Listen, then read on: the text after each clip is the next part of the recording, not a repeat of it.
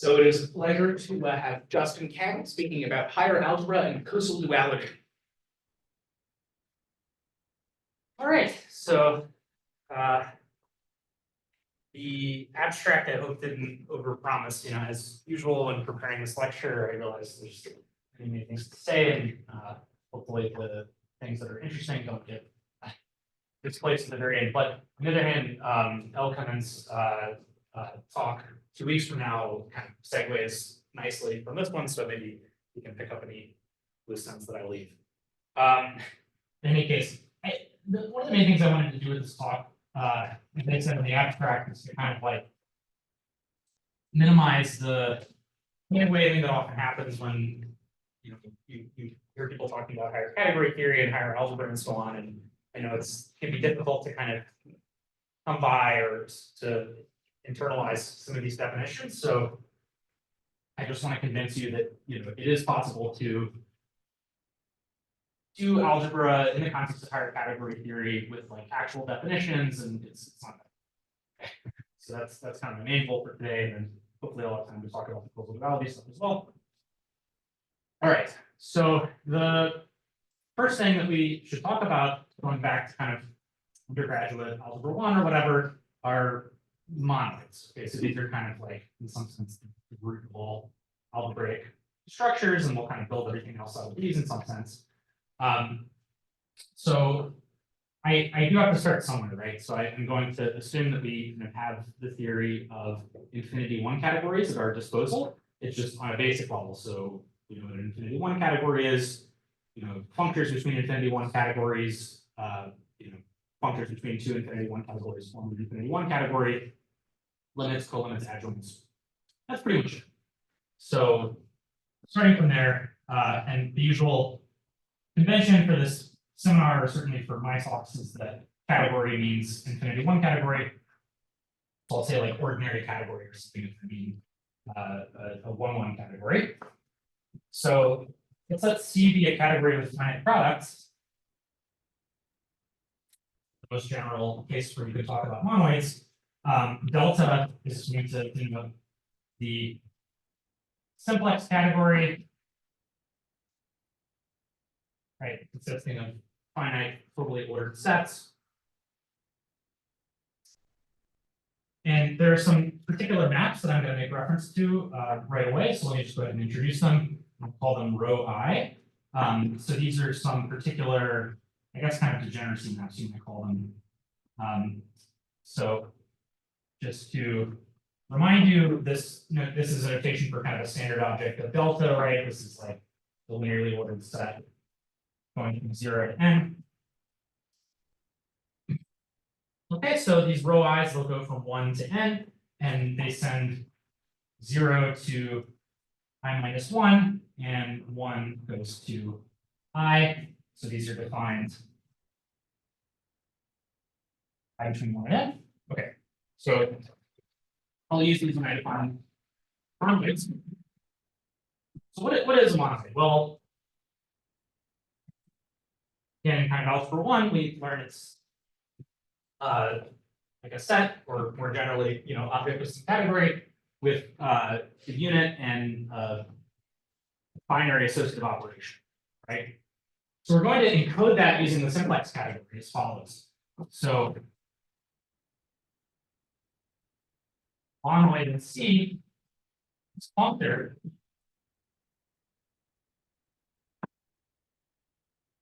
So it's going to be a certain kind of simplicial object in C. So a functor from delta up to C.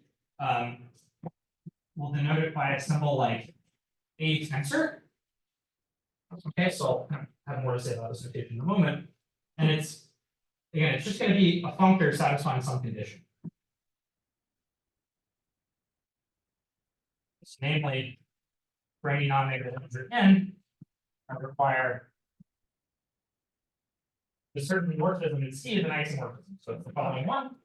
So it goes from a tensor evaluated on the n simplex to a tensor evaluated on the 1 simplex Cartesian product with itself n times. And this is the map. It's kind of given by say this like the ith component is given by a tensor evaluated on row I, right? So it's like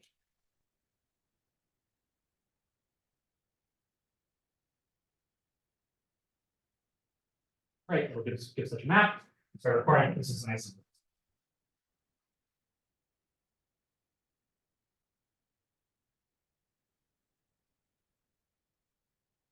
Okay, so maybe not immediately obvious that this is something like what you want to consider a monoid. So let me try to explain it.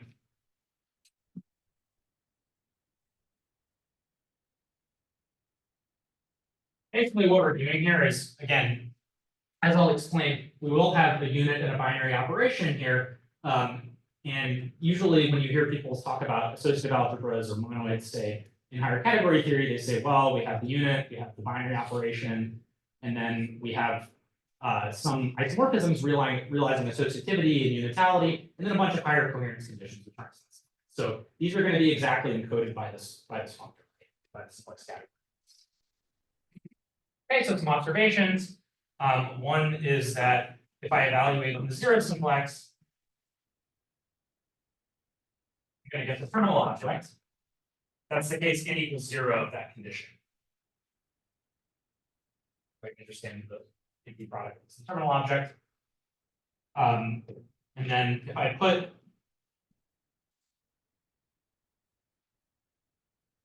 the reason for this weird notation of a tensor, what I really want to think of as the underlying object of the monoid is going to be a tensor evaluated on the one simplex. Okay. So this condition for n greater than or equal to 1 tells us basically that a tensor evaluated on the n simplex identifies with the inbuilt product of A with itself. Okay, so you should think that like specifying A on the one simplex already kind of specifies it on all other simplices.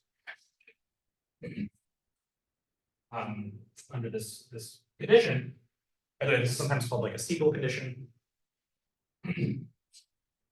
Okay, and then what about the multiplication and unit? Well, there's a particular map from the one simplex to the two simplex. I'll call it, I guess, delta. So it's the one that sends 0 to 0 and 1 to 2. Okay, and this gives rise to a map from a tensor evaluated on the two simplex, which is a times a, to just a itself. And this is the multiplication.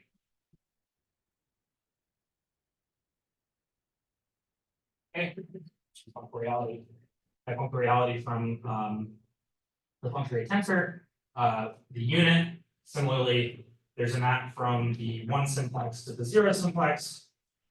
Well, there's a unique such map, of course. We call it sigma, and that gives rise to a map from the terminal object to A. This is the unit.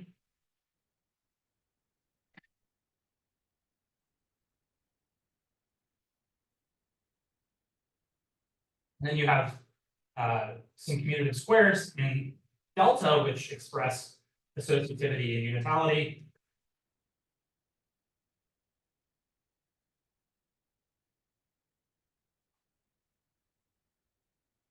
So this is kind of the map that misses 1, and this is the map that misses 2. And you just specifies it right. And that gives rise to the square that realizes associativity.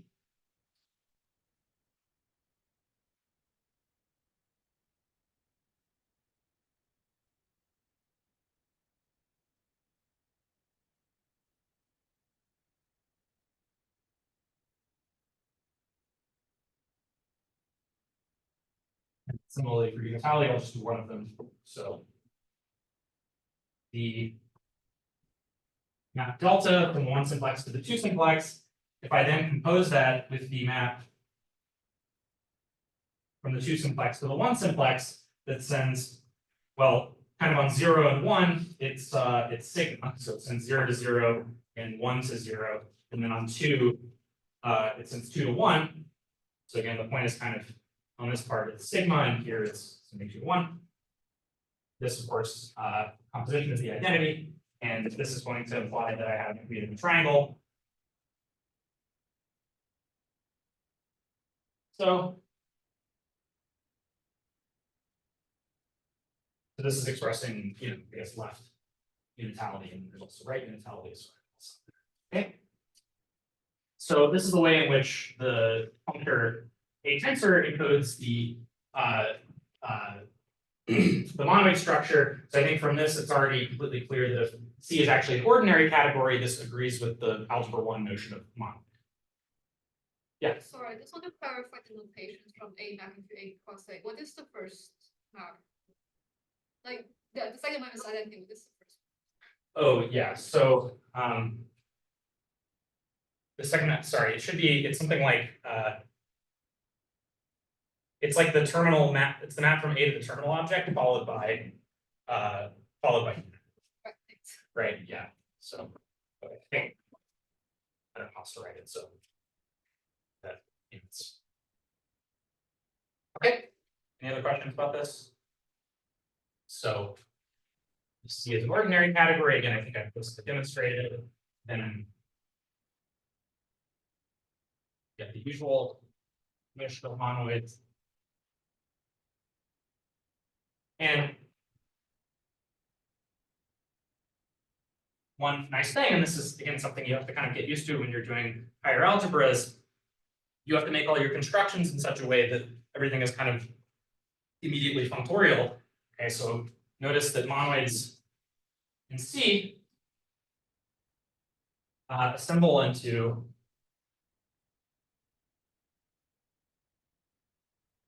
category. So namely, it sits inside the category of functors from delta op to C, or in other words, special objects of C. So again, if we accept that we know what this means as an infinity 1 category, then this is a full subcategory, right? Just specify which objects here belong to this, and then this is a well-defined infinity category.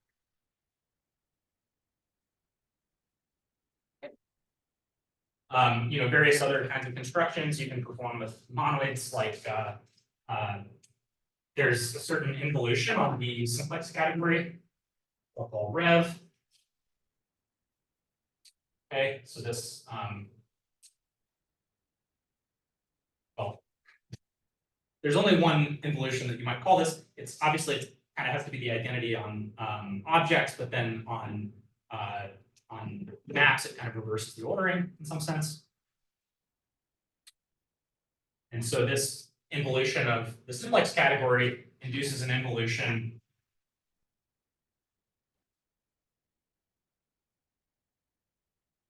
of the category of monoids. So you can talk about a monoid with reverse multiplication. So anyway, you have to get used to doing kind of constructions like this again, because I can't just say, oh, A reversed is defined by reversing the binary operation, because you have to do everything all at once when we totally coherently. But again, with this, it's sort of just precomposition with this evolution simplex category, right?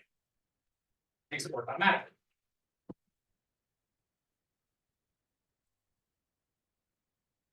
Okay, and with that, we can define monoidal categories.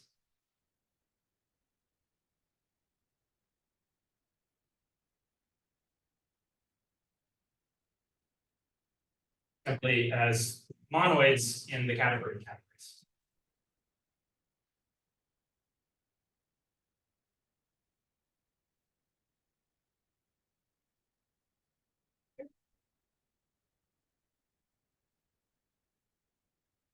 Questions?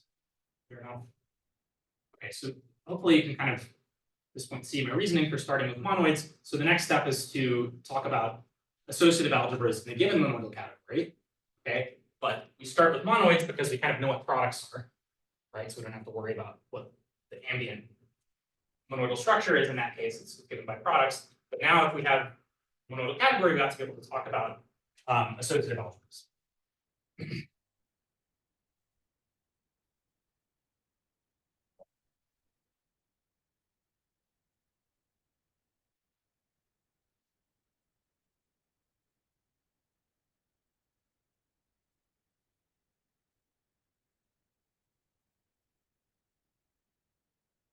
Okay, so before we talk about associative algebras, I need to have a bit of a digression on something that is not really higher algebra, but just some kind of general category theory.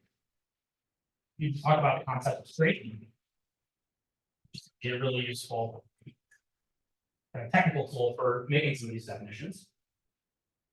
And it works basically the same way as an ordinary category. So if you have some sense of how that works, it's just a matter of kind of repeating all the same words in higher category theory. So first of all, if I have a feature from between categories D and C,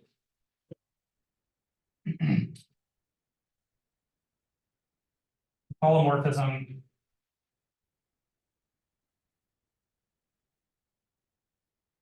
D co-Cartesian. Sorry, I guess I do Cartesian first.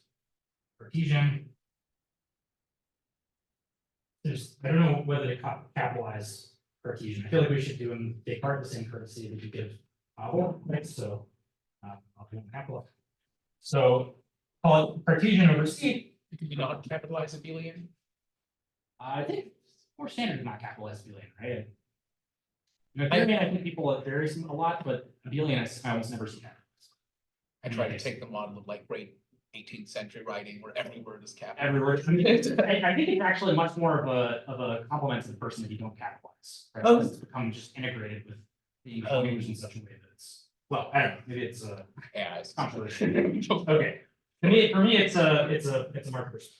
Okay. So so it's called Cartesian over C. And again, there's some such notion in ordinary category theory you've probably seen, but we have to think about how to phrase it correctly. So if for any D prime and D, the map of spaces, and here I could remind you that in this context, spaces means infinity groupoid. They're just called the groupoid. And it's a certain map of spaces as an isomorphism. So there's one. So if I have a map from D prime to D1, I can map this to the following fiber product. From D prime to D2, fiber product over from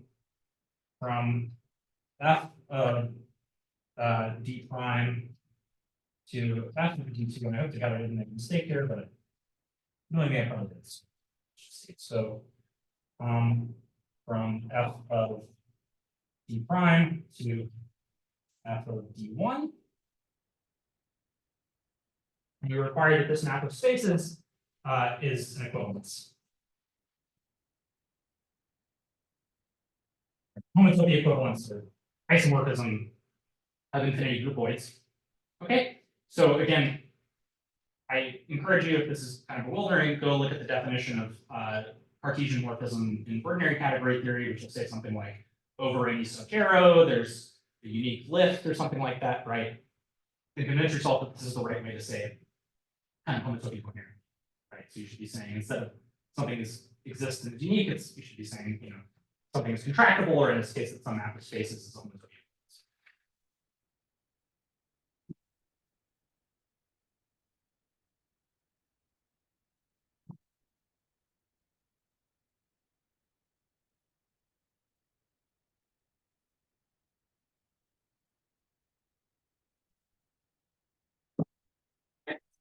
And we call F a Cartesian vibration.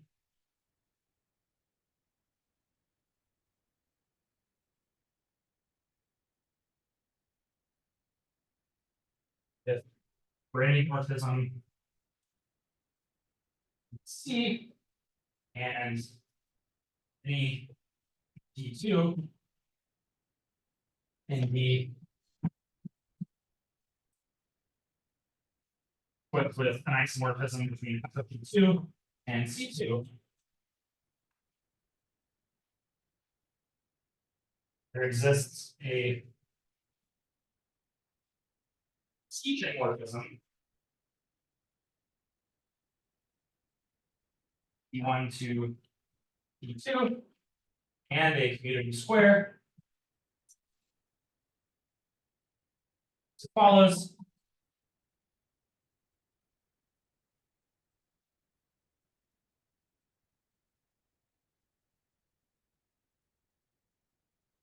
Okay, so notice that, again, it maybe seems suspicious, again, because I'm in this setting of higher category theory, but I'm just making a statement of the form, there exists, right? So there exists such a morphism, and there exists such a commutative square, right? So it's just some two isomorphism realizes this square, and that's kind of all I require.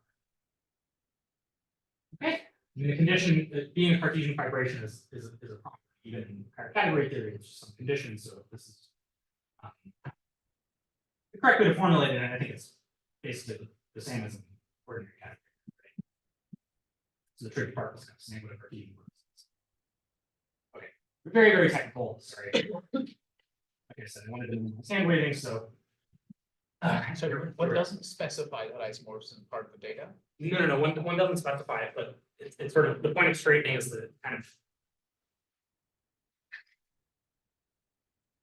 Oh, is that? there's gonna be some kind of homotopy coherently, basically. But Oh, I yeah, see. and Oh, that's okay. kind of gonna be the upshot. I'll state straightening as a theorem. I see, okay, sorry. Yeah. So Yeah, so this that'll is be- maybe violating higher categories. It seems like it, but again, it's formulating a condition, and the fact that like these choices could be made homotopy coherently is not obvious.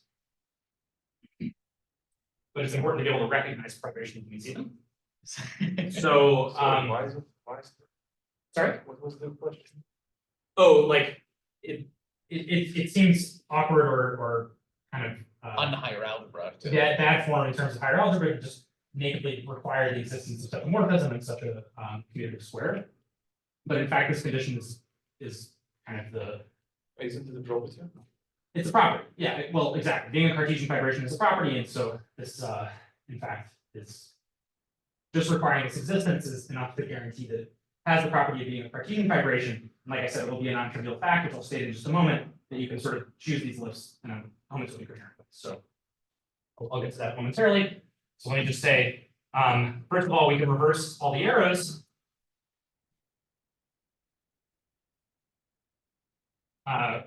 We obtain notions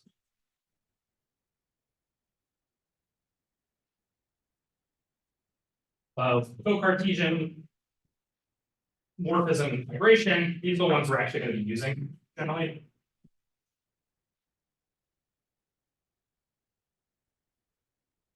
Okay, so they're different notions generally, but you have to flip all of the arrows. Want to give an example of a fibration? So if I have a particular element of my category C, I can attach to it the over category. Okay, so again, I think we've all seen this construction in ordinary category theory, but it's pretty easy to say in higher category theory as well. So there's some category of arrows in C, right? It's the functor category from the one simplex to C, and this has two maps to C given by evaluation on the 0th or first either vertex, right? So I evaluate on the kind of target vertex, right? And then take the fiber product with the map from point to C that picks this object is. Okay, so it just expresses a fiber product of categories. So this maps to C by evaluation on the other vertex, right? And you can check that this is a Cartesian fibration.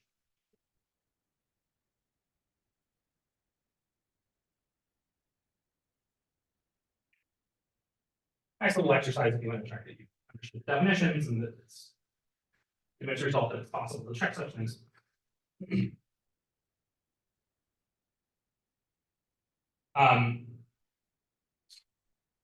Great. So like I said, we'll be working with kind of co-Cartesian fibrations generally. So these things form a category. It's let me kind of explain what I mean. So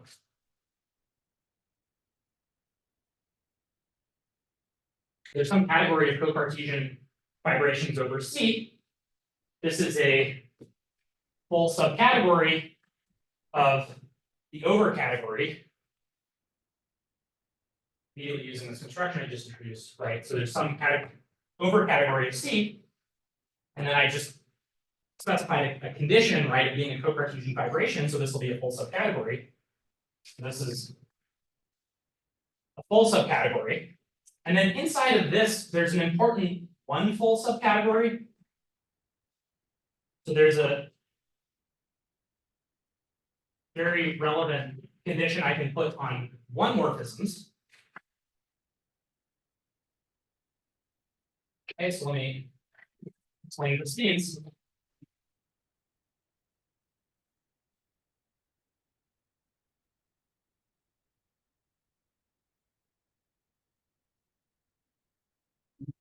Vision vibration, you get the correct direction. Fibers. They'll correspond to covariant maps from C categories. No, but I'm saying like in one of them, if I have a map, I lift it to a map in the same direction between the fibers, and in the other one, the opposite. Yeah, I'm saying it'll correspond to covariant functors. Okay, because like I remember that for Cartesian you will get the correct one, and here you will get the opposite. Over category. Sorry, I'm confused. So you're saying in this example of the over category, you're asking if it's a Cartesian vibration or something, or you're saying? No, I'm saying the other. So if I have a map, I should get a map of fibers. The five like For Cartesian vibrations. For co-Cartesian vibrations, they'll be. oh, so okay. Yeah, which is, yeah, so I'm gonna use covariant. Generally, it's gonna turn out, this particular vibration is gonna correspond to the functor like represented by C, I guess, yeah. It's extremely confused if I try to, careful about that. Okay, so I just wanted to say, what does this strict mean? So let's say I have two co-Cartesian vibrations.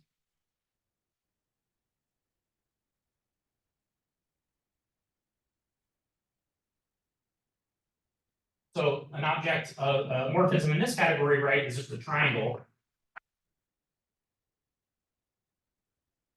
It's called strict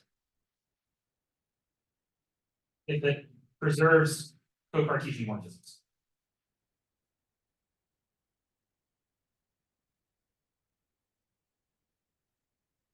Always first defined relative to base C.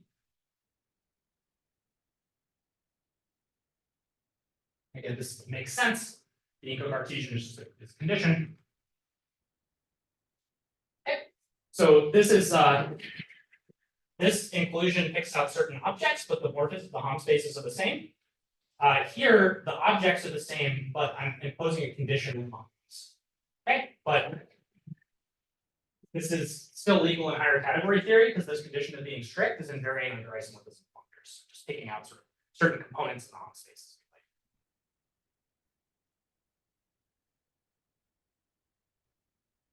Okay, so let me state straightening now.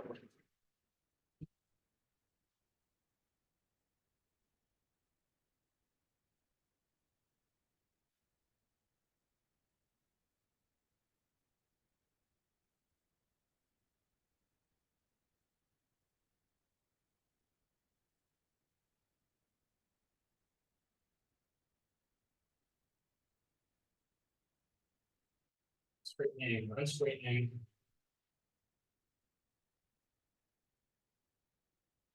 I think it's actually the. It's actually, yeah, the straightening is the non-trivial part, so anyway, you just say, That would make sense. there exists. Basically, I'll be able to construct the functor, and the hard part would be that it's equivalence. So there exists a universal co-Cartesian vibration over the category of categories. Okay, so I'm just going to use some probably kind of horrible notation. Just call it cat tilde. Okay, so universal just means the following. So for any category C, we have the following equivalence. So functors from C to cat map to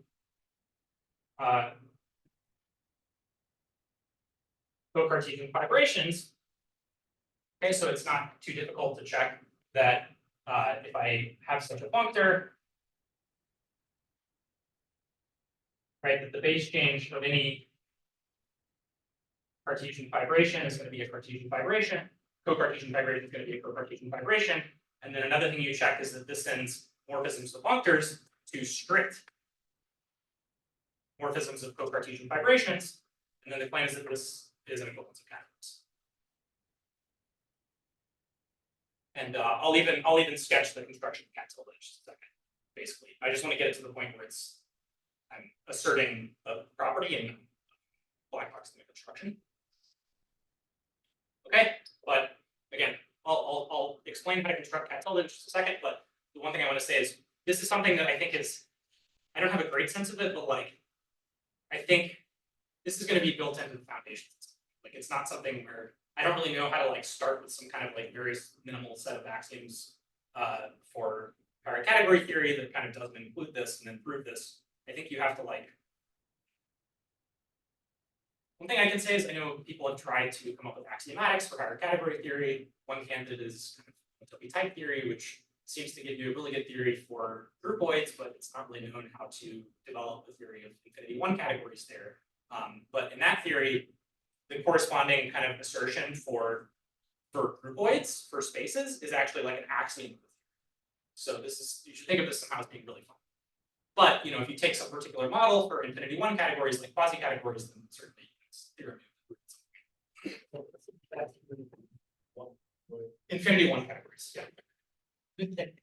One category Of infinity one Yeah. categories, yes.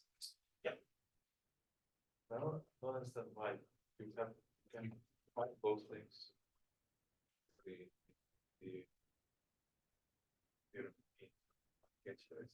Yeah, and everything, okay, so up until the point that I said it was an equivalence, I know how to kind of prove everything starting from some short list of properties, but inverting this seems like you kind of have to go into the definitions because you have to somehow, given a co-Cartesian fibration, how do you construct a functor from C to categories, right? And it does seem to be something that is definition, you know. It's either kind of like built into the axiom somehow, or for quasi-categories, certainly it's theorem, you know. Question basically, what is the functor? Well, what is the inverse functor? So the one functor is unstraight. Functor is a straight functor. This is unstraightening, and the inverse is straightening. Yeah. So what is the straightening functor? So like it relates to this question that was asked earlier, which is like these lifts, right? The Cartesian lift of C1 to C2 to D1 to D2. It's kind of equivalent to choosing those homotopy coherently, like for all functions. Or kind of for a given function. Again, probably the hard part is proving that it's. I would imagine you could probably prove it's fully faithful, maybe without going too deep into the foundations, but essential surjectivity seems like the hard part. Okay. Just a quick sketch of the construction of the universal fibration, just to kind of show you that it can be done. So it's going to be the full subcategory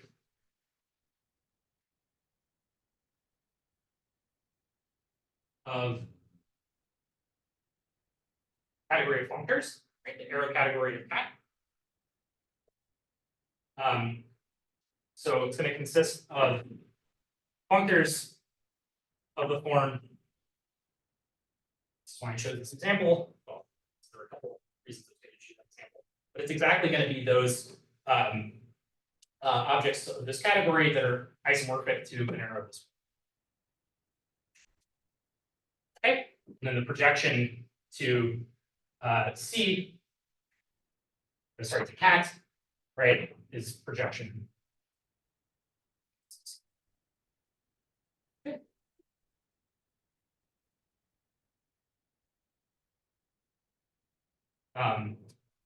Yeah, so again, as Aaron was saying, like this functor is sometimes called unstraightening.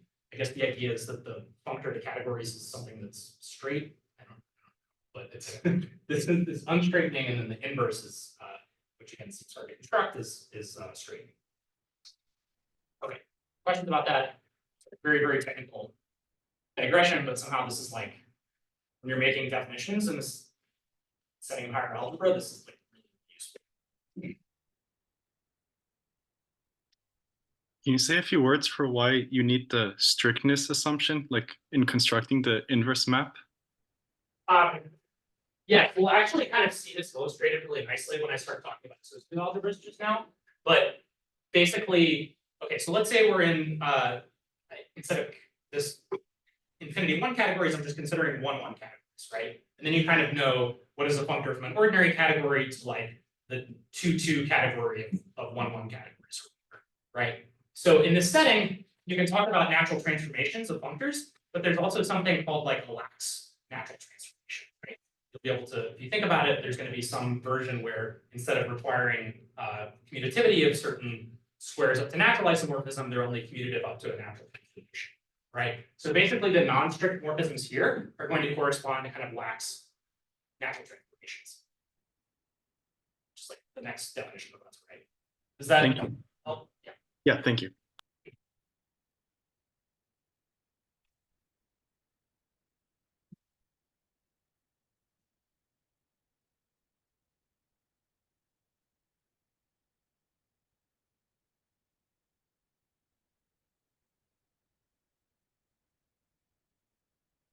Okay, so on to associative algebras.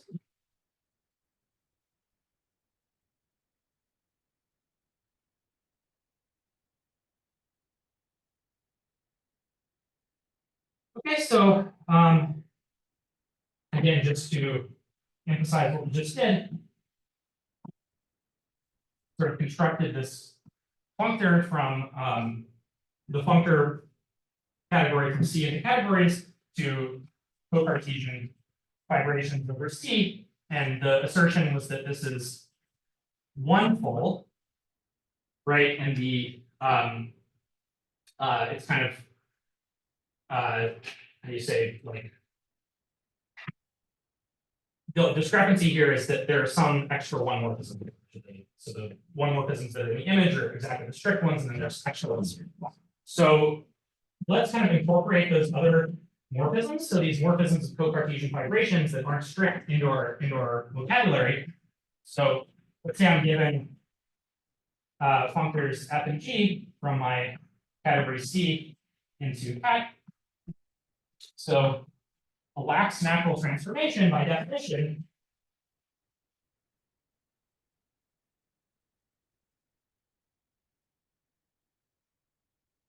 is a, crucially here, not necessarily strict. You know, the strict ones will correspond to usual natural transformations by straightening.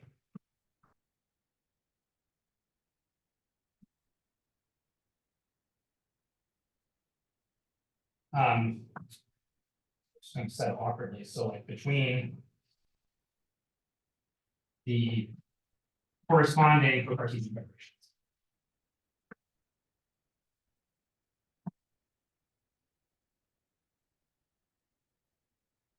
Give certain structure. Hopefully that's clear. Can you clarify? Sorry. So that give us sort of. Yeah, I'm avoiding language of two categories. So you can, yeah, you can talk about infinity of two categories, technically much harder, but you can usually kind of avoid this because usually all you really need is like, you can talk about the infinity one category of infinity one categories on the one hand, and there you kind of discarded all non-invertible natural transformations.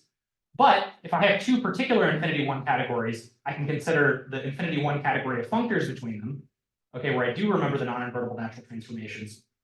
And kind of with those two pieces of structure, you can do most anything you want. Okay, so the infinity two category is something much more complicated. The symbols, all of those functor categories of some big algebraic structure. So not really easy. Yeah.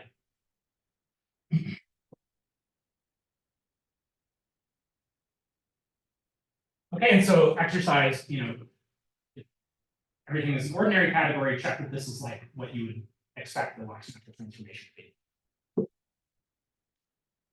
And by the way, there's also like lax natural transformations. That would be if I did the corresponding version of straightening for Cartesian vibrations.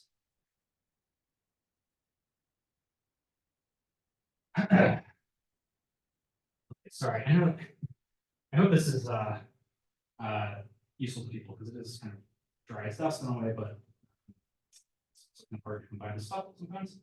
So I want to define associative algebras. So what I'll first do is define lax monoidal functors. So let's say A is a monoidal category.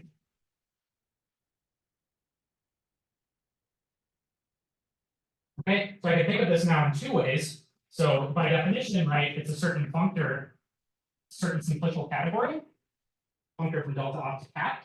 But by straightening, I can think of it equivalently as a co-Cartesian fibration, which I'll actually just denote by the same symbol. I don't think it really hurts.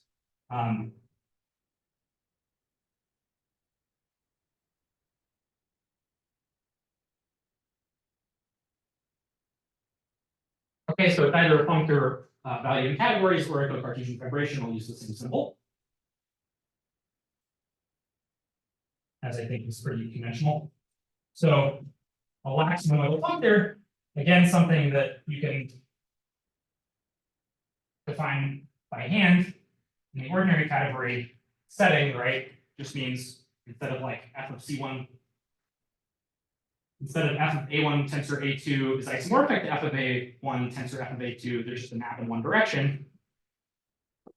So here we'll define it as follows. So a lax monoidal functor from A to B is, okay, so you kind of expect the following, right? So it's a lax natural transformation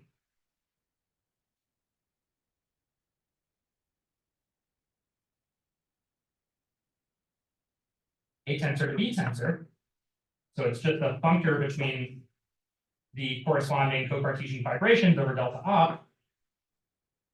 But in fact, this is not quite enough. There's an additional condition. Okay. So when you formulate that now, it's going to be a bit of a mouthful. So let me try to say this slowly. So it sends certain co-Cartesian morphisms to co-Cartesian. Not all, it's not strict, but it's kind of partly strict. Okay. So it sends morphisms in A tensor, which are co-Cartesian over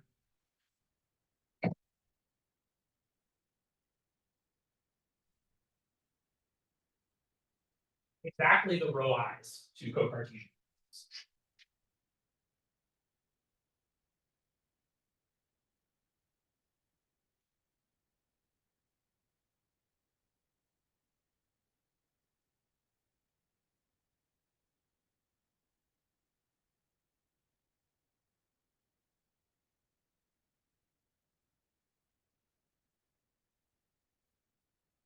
So we co-Cartesian morphisms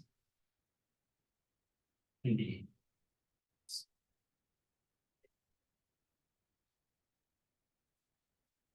Sorry? Every time. Like raw is like you define it as specific from one to n, but you want any n. But I think this is enough actually. So there's some notion of intermorphisms, right, that encode all of these kinds of different projections. But I think if you just do the basic in projections, then that implies the problem. Oh, yeah, I think this is sufficient. Just kind of generate the intermorphisms in some sense. So let me try to spell out what this means, because this is a particularly, this might be the single most hard definition to digest. Just saying something. So let me just once more kind of make it clear what I'm saying syntactically. So it's not just an arbitrary lax natural transformation between these co-Cartesian fibrations. It's going to be not quite strict, but it's going to send certain co-Cartesian morphisms to co-Cartesian morphisms. Namely, I only require this for the co-Cartesian morphisms over the maps row I. Okay, why? Okay, this is a reasonable question. So this condition, basically the point is, again, we want this to correspond to what we would normally think of as a lax monoidal functor. And what this condition does, so as part of this lax natural transformation, I'll get functors from A tensor evaluated on n to B tensor evaluated on n for any n. And remember, the kind of Siegel condition says that this is product of n copies of the sort of underlying category A. This is the product of in copies of the underlying category B. And what this extra condition ensures is that this functor is just the infold Cartesian product of what happens over the one simplex.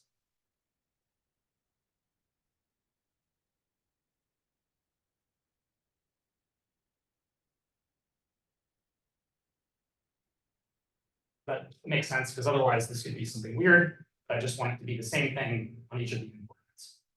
That's exactly what this obscure looking condition ensures. Right, so that's lax little functors, which are sometimes useful on their own, right? But I'm going to use them to define associative algebras now.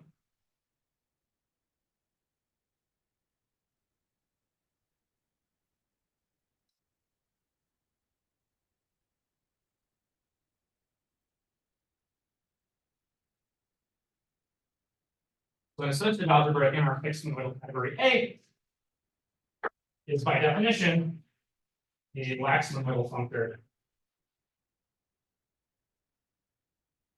And kind of the terminal trivial monoidal category.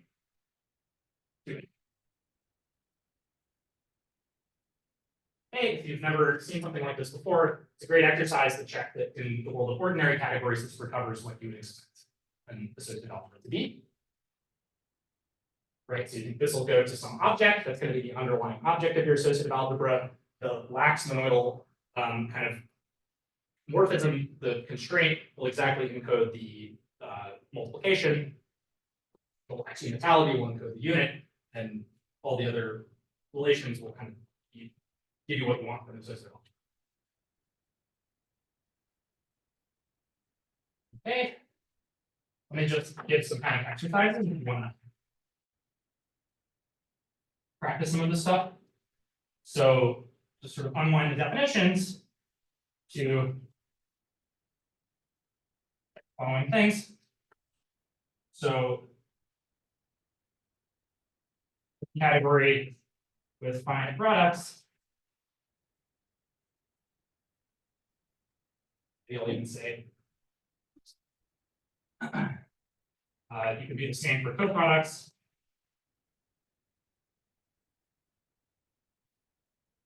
Has a certain monoidal structure, usually called the Cartesian or co-Cartesian monoidal structure.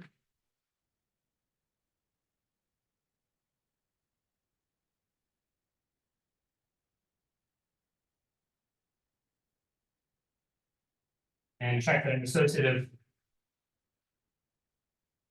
algebra in the Cartesian monoidal structure is a monoid in the sense that I defined.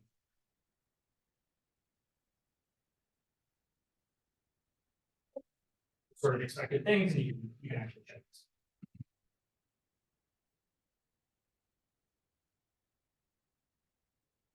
Questions about associative algebras?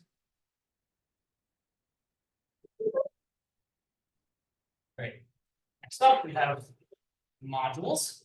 I guess we can wait a few minutes for break, right? Yes, we can probably do 5 or anytime now. Okay. This let's see. Maybe this is actually a good stopping point if that makes sense. Let's break now. All right, let us. Okay, so onward. I wish I could say something more exciting than this, but the next topic is left and right modules. Okay, so there's a certain enlargement of the simplex category. It's usually called delta plus. So the objects are as follows.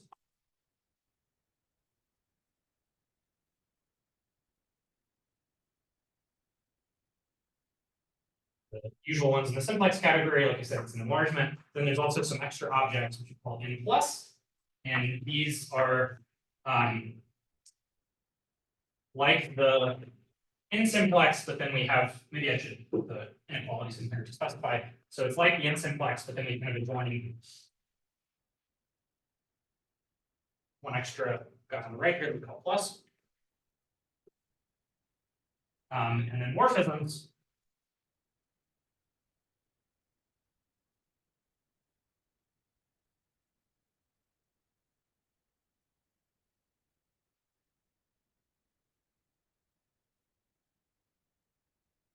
So first of all, there's the usual morphisms coming from the simplex category. Those are all the preserved maps, like so. Then there are maps from the n's to the n pluses.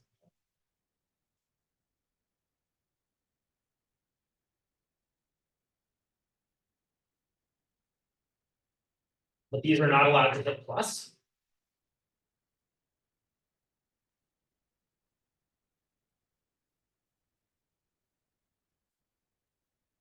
And then finally, there are maps between the n's and n pluses. Sorry, the n pluses and n pluses.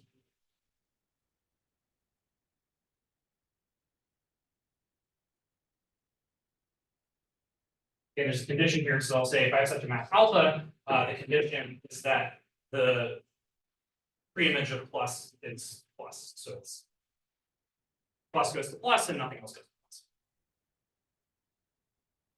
Sorry, what is the extra, what is the, comparing and contrasting this with the original simplex category that, oh, plus is the thing at the end. Yeah, that's the thing at the end. Ah, sorry, I read that as just an and. Yeah, it's plus. Yep. Okay. So let's say we have a category with finite finite products.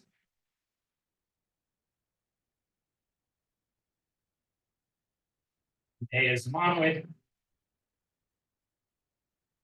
Then I can talk about a left module, or maybe since it's monoid, I call it left action or something like that. Difference.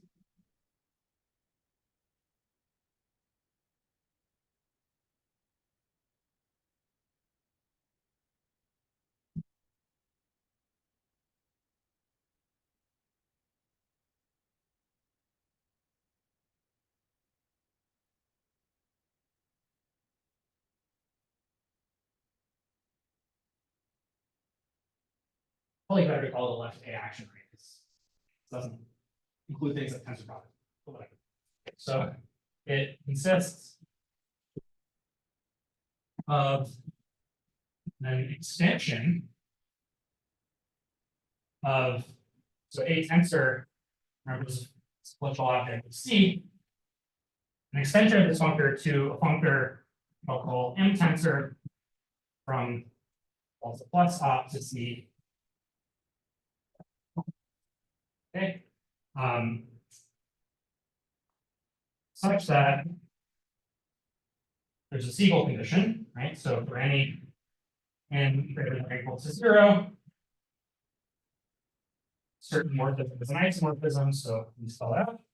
So M tensor evaluated on n plus maps to a tensor evaluated on n times M tensor evaluated on 0 plus. How is this defined? So it's going to be induced by the, first of all, the map from here to here is induced by the inclusion into n plus. And remember, a tensor evaluated on the n simplex is the same as M tensor evaluated on the n simplex. Yeah. And then the other one is kind of a degeneracy map, sort of like the roads from earlier.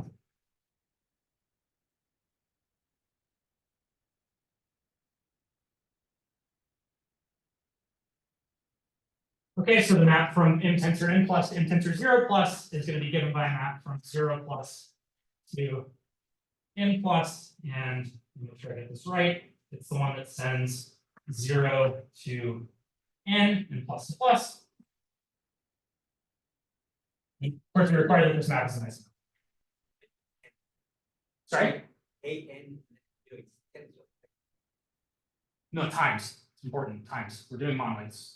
So yeah, and anyway, this wouldn't work if it was a tensor product anyway, right? Because the whole point is I'm mapping into a product, so I just have to specify a map in here and a map in here. That's kind of why the Siegel condition works for Cartesian stuff and not. And we have to do something more complicated in Java. Okay, so as with the other Siegel condition, you can kind of think about this the following way. So if I put M, I'll think of the underlying object of the module, right, as being M tensor evaluated on 0 plus. And so then we get that M tensor evaluated on any n plus is going to be Cartesian product of n copies of A times M. Right, so the module structure is encoded in some cyclical gadget whose terms like this. All right, and then that was a left A module. And as you would expect, the right A module is defined to be a left a rev module.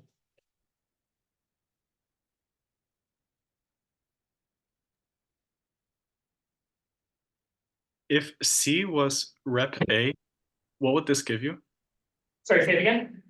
If C was representations of A, what would this give you? Like A modules? If C was A modules. So keep in mind, we're only considering like Cartesian monoidal structure here. So C is taken with the product. So like, because that example is stable, I think this won't be very interesting. I think it'll like, if you have a category with finite byproducts, then I think say so. Yeah, so if you have a category of finite byproducts, then I think monoids are just equivalent to like underlying objects of the category, right? Certainly that's the case for commutative monoids because you have like the map from like A plus A to A, sort of the fold map. And I think that's kind of the only monoidal structure, the only monoid structure you could have. So this is not going to be very interesting for things that have direct sums. Okay. Makes sense? Yeah. So you should think of C here being something like categories or spaces. Okay. Thank you. Yep.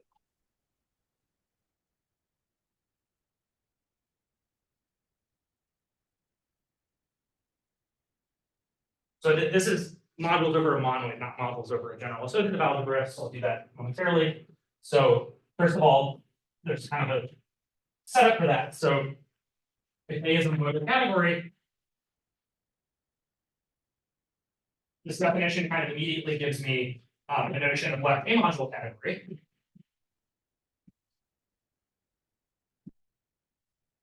Right, because a monoidal category is a monoid in a category.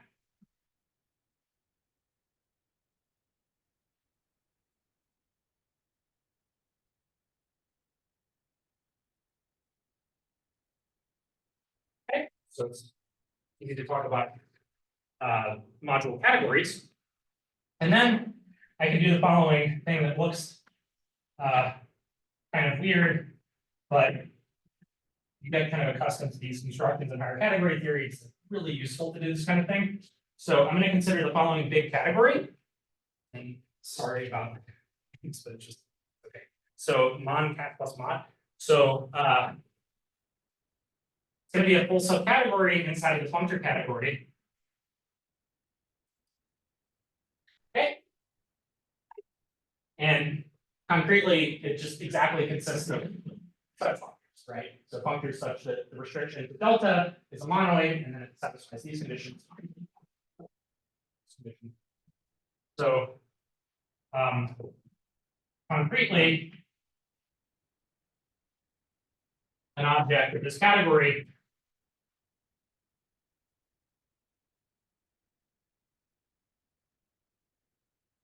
sort of a pair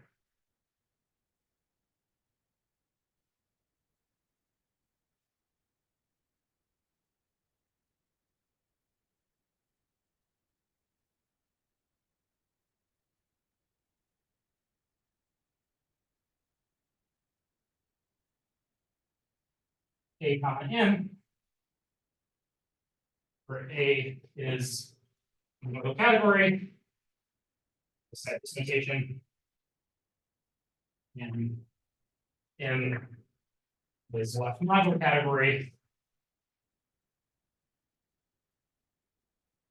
you can kind of guess for yourself what the morphisms look like. At the level of objects looks like. Okay, so it's often useful to consider these like big kind of composite things. So let me explain why. For example, when we're going to define left modules over the associative algebra, this will be really handy. So we can define a lax morphism in this category.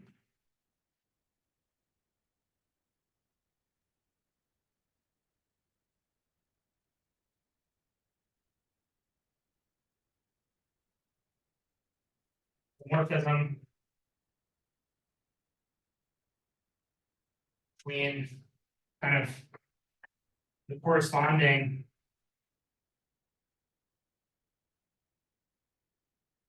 co-Cartesian vibrations. They live in kind of co-Cartesian over delta plus op. Okay, and this is where I'm going to break down and say I'm not going to roll this condition. I just can't do it. So hopefully you can. It's an exercise, right, to extrapolate what the appropriate condition is here by analogy with the case of associative of lax monoidal functors. So this is like a lax morphism of module categories. Really of like a pair, right?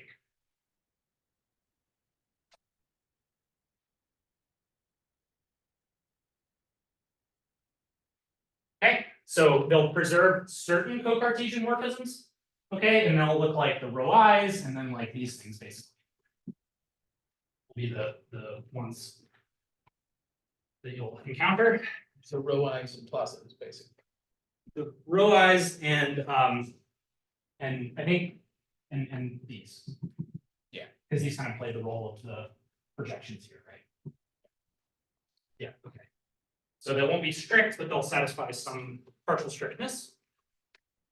Okay, so intuitively, this is supposed to consist of a lax monoidal functor from A to B, and then a lax alinear functor from M to N, which again, in ordinary category theory, you can kind of write that out by hand. All right, and then at this point, we can define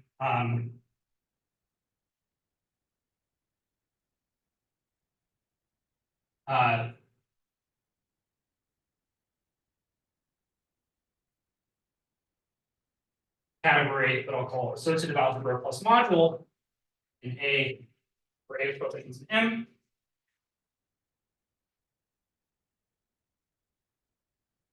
Be sort of the lax functors of pairs from kind of the trivial object of this category, right? I can take like the point monoidal category with its trivial action on point to the pair A comma M.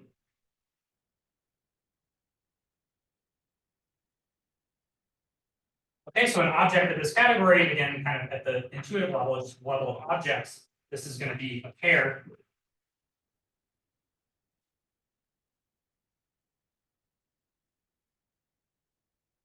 Like so, consisting of an associative algebra in A and a left module for A in M. This is exactly the kind of generality in which we ought to be able to talk about such things. Right? And finally, let's say I want to consider modules for a particular associative algebra.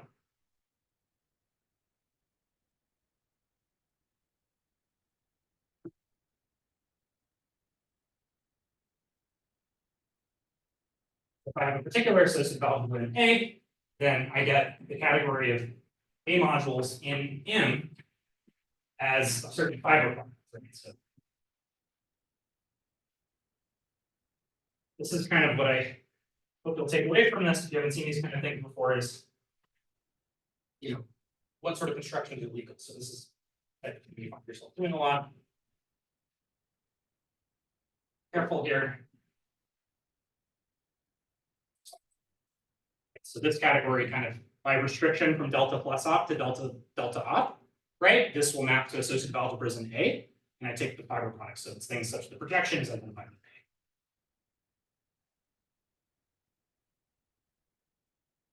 A. Okay, questions about that?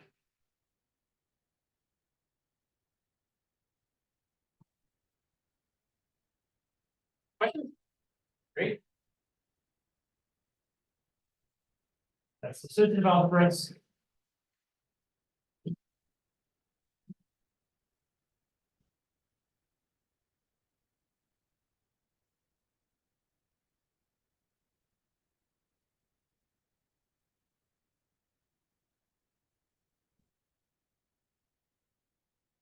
Okay, and now there's the whole commutative story. So this I'll just sort of sketch because a lot of it is going to be kind of by analogy with the associative case. But they're in sort of a different combinatorial device here. So the role of delta op is going to be played by the category of finite pointed sets.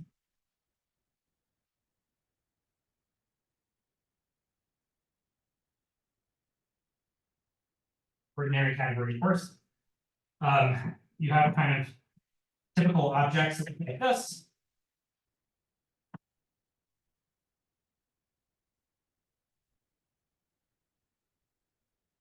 Take the point to be 0.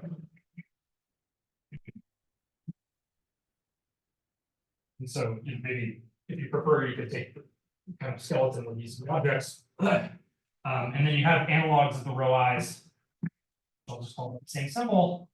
But now, okay, this is kind of funky, so I'll elaborate on this in a minute, but the variance is going to be opposite here. So my kind of F set bullet is going to play the role of delta, not a delta. So the row i's go like this. And here they send, again, this is for all I from 1 to n. And this one sends I to 1, and it sends everything else to 0.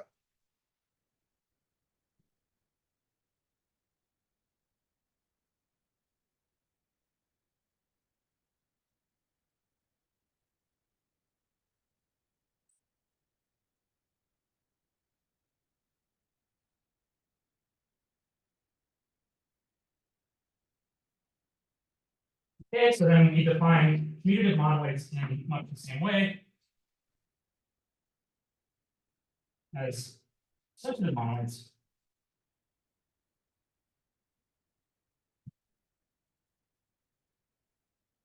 Again, C is my category with finite products, right? So this time it goes from F set bullet to C, such that we have the precisely analogous condition here.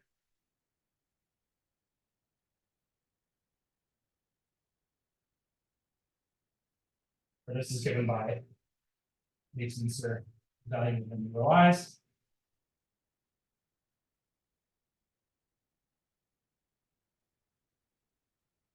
Sorry, the condition is that this is an isomorphism. See.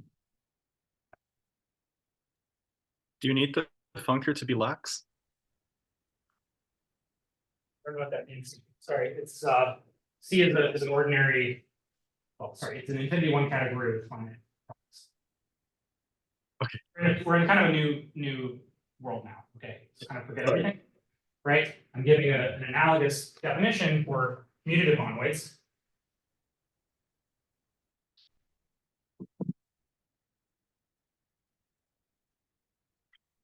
And yeah, just for the sake of time, I'll leave it to you to work out, which maps here encode multiplication in unit and associativity and unitality and so on.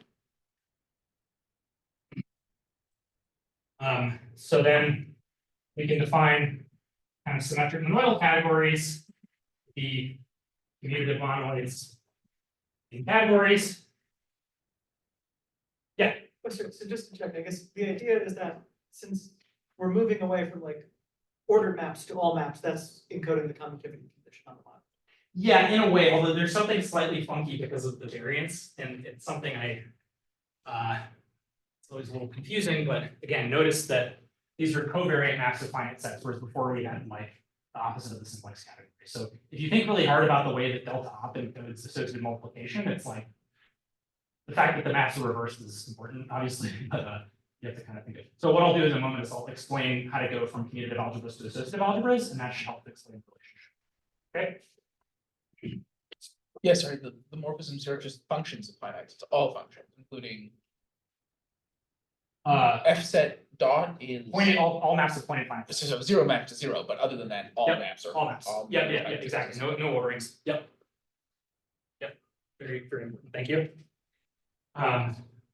Okay, and then again, I'll kind of leave it as an exercise to define black symmetric monoidal functors using straightening, right?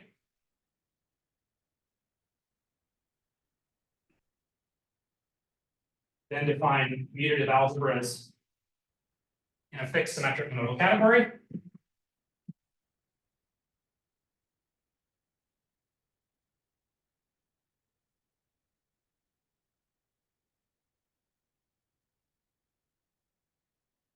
Similarly to the associative case, we have these row I's, and that's the main thing you need to know. Okay, let me explain how to go from commutative to associative, because whatever these things are, there should be, you know, a forgetful functor, right, from commutative monoids to monoids. So Can you define braided monoidal category this way? no, that's going to be on who volunteered to give the Ian algebras talk? Great, yeah, okay. Braided monoidal category is an E2 monoid in category. So yeah, I'm not going to define the E2 operads. It's complicated, so we kind of, we're doing associative and commutative, and then everything else will sort of flow. As a guess, the functor has to be something that looks like the simplex categories having a functor into finite sets or something like that. Oh, yeah, totally. That's. Oh, sorry, actually, Nikolai, yeah, I can do it. A braided monoidal category is a monoid in monoidal categories. Okay, so you could take it as a definition, or you could take it as a theorem, but it's like, it's true that E2 is the same thing as like an E2 algebra is the same thing as an E1 algebra and E1 algebras. So being braided is the same as having kind of two commuting structures. So you can actually define it. Thank you. Okay, so I'm going to define a functor P from delta op to pointed finite sets as follows. So it's going to send do what you would expect on objects. But then if I have a morphism in delta, okay, I have to define morphism P of alpha from going the other direction in pointed finite sets, right? As follows.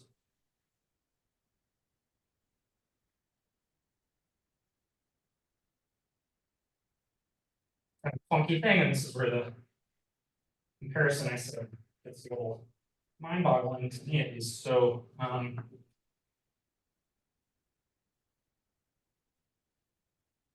out of space. Apologies, I'm gonna start.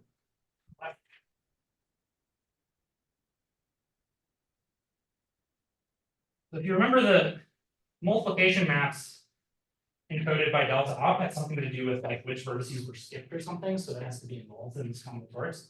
So picking it up, P alpha of I is going to be J if there exists some J such that alpha of J minus 1 is less than, or sorry, is strictly less than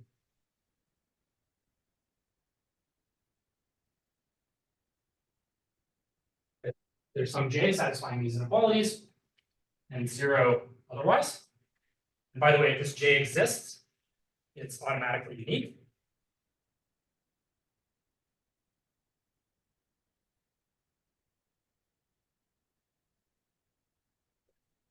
Again, I think this is one of those things where you really have to kind of like sit down and play around. So try checking that like this sends kind of the map that encodes multiplication to the map that encodes multiplication and units, and the row I's go with the row I's and so on, and then it's the right thing.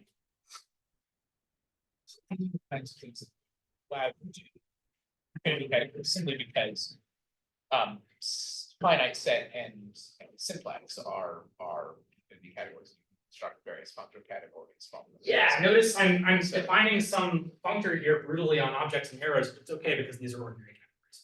Is that kind of the Yeah, point yeah, you're yeah. making? Yeah, exactly. Yeah. So these things that kind of parameterize these algebraic structures are themselves ordinary categories. They live in a world where I can do constructions by hand. So I'm taking advantage of that. Okay, so in particular, right, I get a functor from the functor category from point finite sets into C by composition with phi goes to the functor category from simplicial objects of C. So this is pre-composition with phi. Right, and exercise, this sends commutative monoids into monoids. That's basically going to follow from the fact that phi sends the row i's to the row i's. Okay, so like a snapshot of this, we get any symmetric monoidal category has kind of what you would call an underlying monoidal category.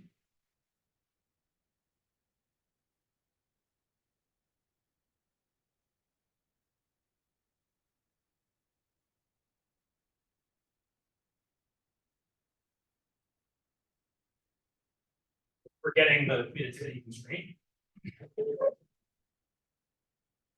But yeah, I mean, you see this already in the world of ordinary categories, which form like a two category,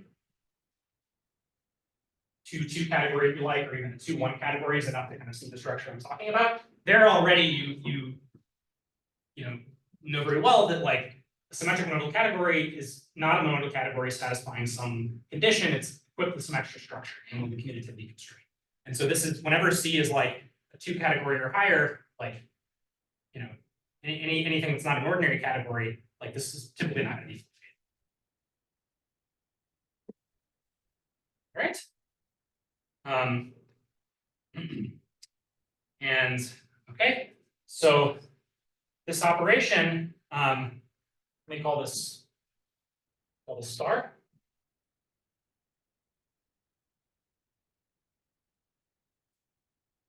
So star corresponds. I said it's pre-composition with phi, but you can also think of it as base change of co-Cartesian vibrations.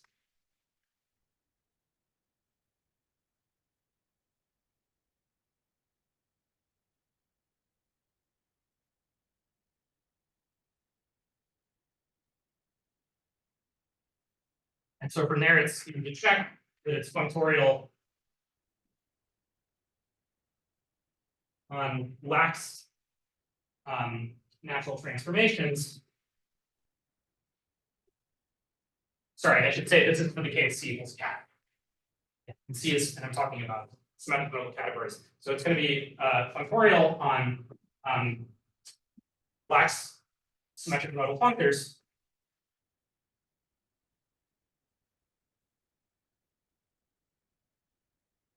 So in other words, it sends lax symmetric monoidal functors to lax monoidal functors. And so what this tells us is that if I have a symmetric monoidal category A,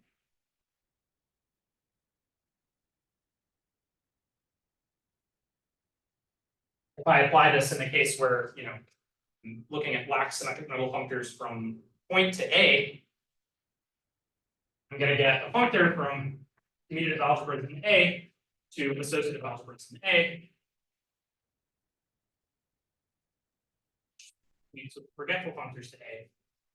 So this is again kind of forgetting from commutative algebras to associative algebras. So there I was saying for monoids, this is how you do it for algebras in a general symmetric monoidal category. Sketch. And then finally, yeah, let me just put it here. For modules, you don't have to redo the whole story for commutative things. You just say a module or a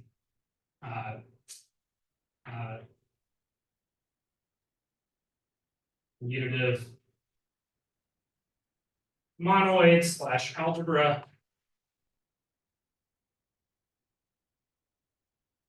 is a module for the underlying associative.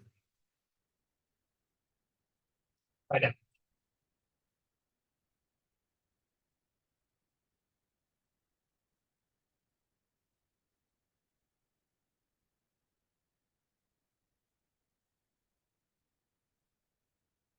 Okay. I think that's the whole story about commutative stuff. Just sketchy level of detail. Questions about that? I need to think very hard about what I'm going to do for the remaining half hour. So this is supposed to be kind of the second half of the talk, so maybe what I'll just start and see how far I get, and then Elkanon can pick up whatever slack he wants to, but may not be important. I think actually I do need a little bit of this. There's a couple of exhaust the crappy chalk, but I only have short. that's okay. I've got these, so that's all right. I think I'm good actually. You're okay? Yeah, I'm all right. Okay. Okay, so onwards. See the inferior chalk at work here. So I want to talk about operads. So basically, we talked about associative algebras and commutative algebras, and then the question of how to deal with all the other kinds of algebras. Lie algebra is probably the most relevant, but there are other things in the universe, I guess. So,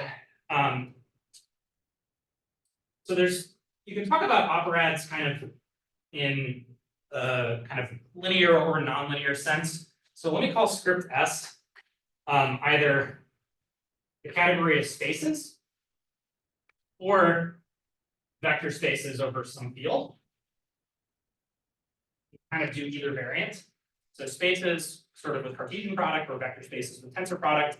And by the way, I skipped a lot of stuff, right? So I'm kind of like assuming now we're back up to speed to sort of the level of abstraction we were working at before, which is like, I know what vectors, for example. So there's actually like, there's a bit more of a story that I didn't tell, which is like, okay, I know what a field is. I've explained how to talk about modules over a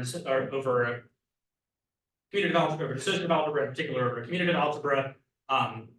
But then there's this question of, well, if I just take kind of abstract K modules in abelian groups or something like that, then I'll get basically connected vector spaces. Or maybe I should say, if I take K modules in spaces, I'll get connected vector spaces, and you have to kind of stabilize to get all vector spaces. And then there's the question of what's the tensor product. So there's a story about if I have left modules over a commutative algebra, it acquires a tensor product, right? Kind of a relative tensor product. So there's some story there. So just not going to tell it, but rest assured that you can tell the same story kind of at this level of detail. All right, so in any case, sigma is going to be the following groupoid. Okay, so maybe this is sort of a minimalistic way of writing it, or I could also say this is finite sets and bijections. Maybe I guess non-empty finite sets and bijections.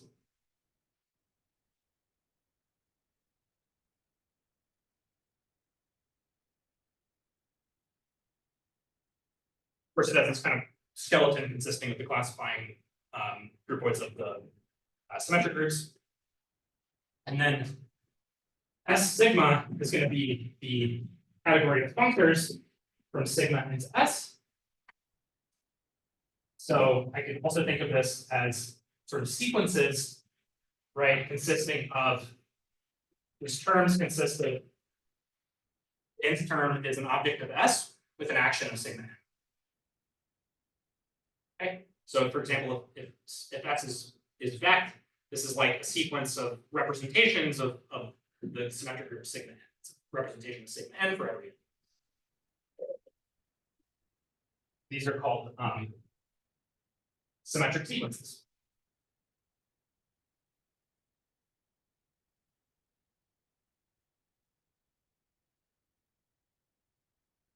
This is kind of the natural habitat of operads. I guess I go over here now.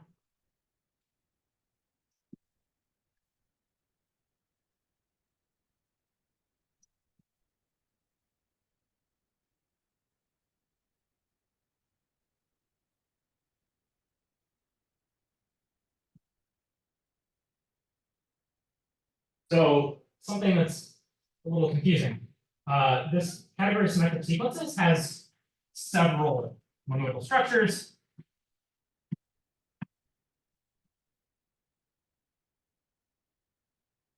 There are at least three that are relevant. So there's sort of the level-wise one. This is the most obvious, but the least important. So if I could just sort of, I'll just write like heuristic formulas, not really operating at the granular level of detail I was before, but on the level of objects, this is just kind of tensor level-wise. By the way, the tensor product here is in S. So if that's in spaces, I mean Cartesian product. If it's vector spaces, I mean S is a symmetric monoidal category, one way or the other.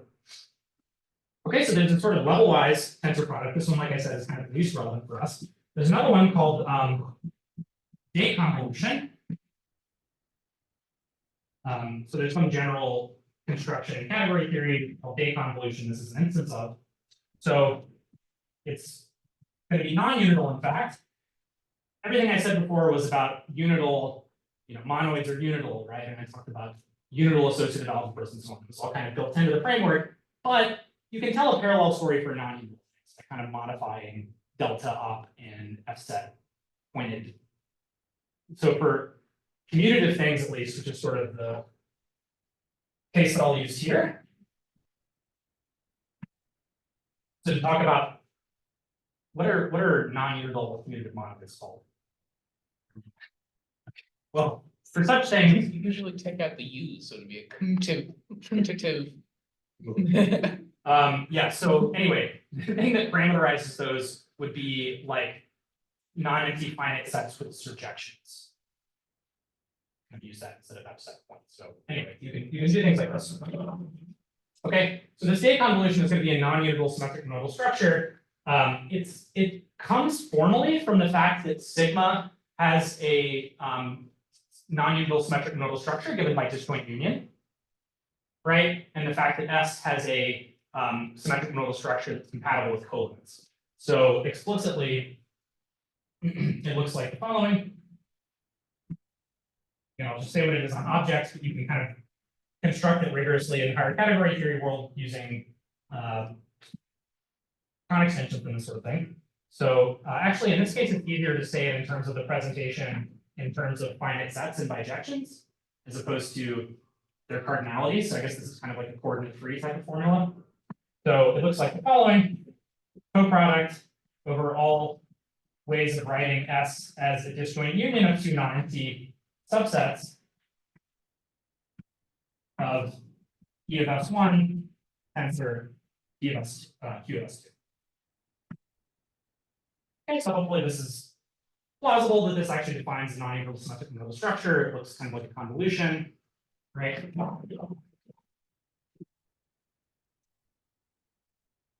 And this has a nice universal property.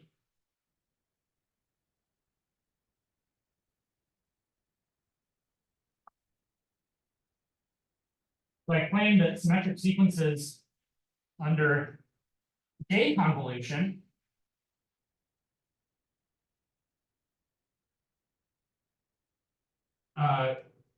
sorry, this is the free non-unital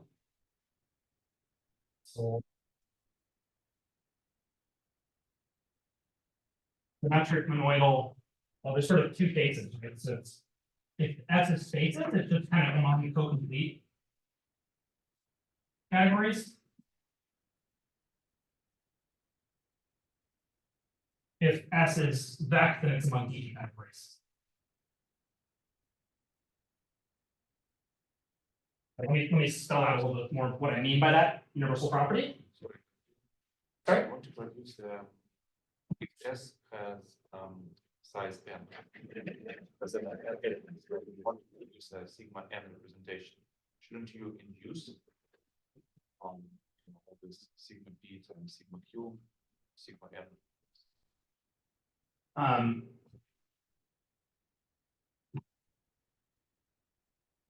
But this was the usual formula. You induce I mean, the division of sigma p times sigma q. Yeah, you can probably say it like that, but.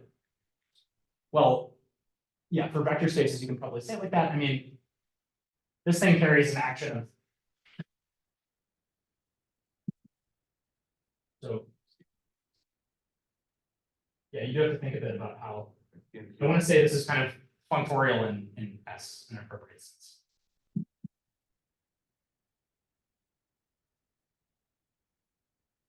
Why does have a? Why does So I have a bijection between two S's.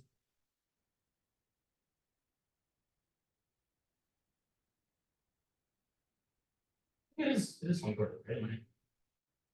Something. Yeah, I mean, it's just partitioning into two subsets. Mhm. That's certainly a functorial. Yeah. Think of this. Set of partitions into two parts. Yeah, if you're thinking about it in terms of representations, then yeah, I think there's a formula in terms of induction. is the same thing? There are many kind of like, there are many formulas for this. Look up, and people use other words for these things. Sometimes they call symmetric sequences combinatorial species. Sometimes day convolution is called Cauchy product. Many names for these things, but yeah. It's the little DAY, but this is named after a person, not a, not It's a knight. definitely named after. There's no knight constant. Some guy named Day. Yeah. So the construction is if I have like a small symmetric monoidal category, and I have a co-complete symmetric monoidal category, the category functors requires, and I guess the target should have, the symmetric monoidal structure should be compatible with colimits, and then the functor category requires a symmetric monoidal structure. And again, you can write it, you have to do this if you're being careful, right? In higher algebra, you can write it in terms of Hahn extensions or something, but object-wise, you can write a formula like this. If you have if you add the empty set, then you get a unit node. It's yes, exactly. It's non-unital because I didn't allow these. Yeah. Yeah, it's non-unital, this, because sigma is non. Why do you want to work with the unit? Because so I'm gonna be talking about the kind of operads that classify non-unital algebras because I want to get to Koszul Duality. Yeah, you can tell a parallel story where I allow sigma to have the empty set, and then you'll get you'll have also p zeros, zero nullary operations, I guess they would be called, and then you can talk about unital things. But this is going to be in the non-unital. Yeah, thanks. That's something I should have pointed out. Okay, so just to kind of clarify what this claim means, what this universal property means, there's a distinguished object called associative in symmetric sequences and spaces. So it's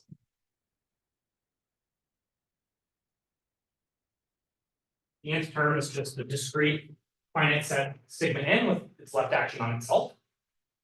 Okay. And then, for vect, I'll just call it the same thing. You just linearize in the obvious way.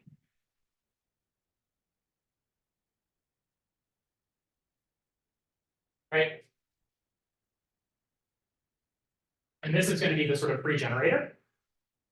Okay, so there'll be a functor from kind of non-unital. So in fact, I'm going to write formula that's probably going to be part of the parse.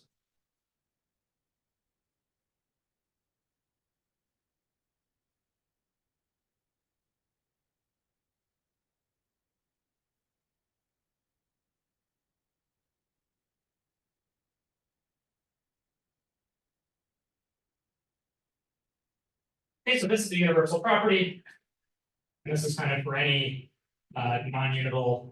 So this means commutative algebras. Okay, non-unital commutative algebras in the world of co-complete categories under the kind of blurry tensor product. So these things are going to be symmetric monoidal categories whose tensor product preserves colimits separately in each period. Right, it's kind of this kind of context.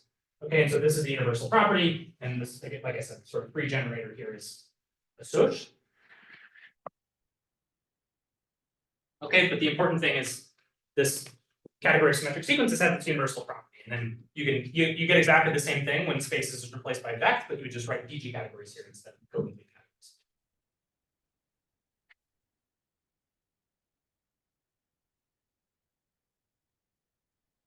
Another way of saying this is, the category of symmetric sequences is it's this sort of monoidal category of endomorphisms of the forgetful functor from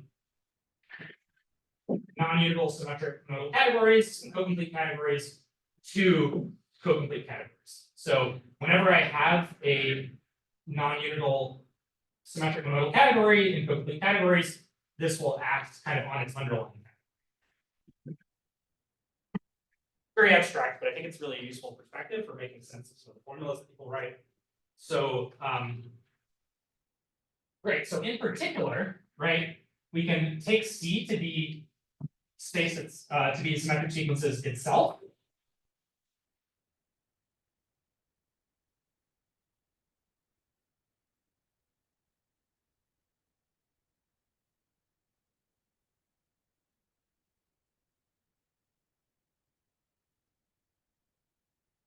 And we get that this category kind of is its own endomorphism category in this sense.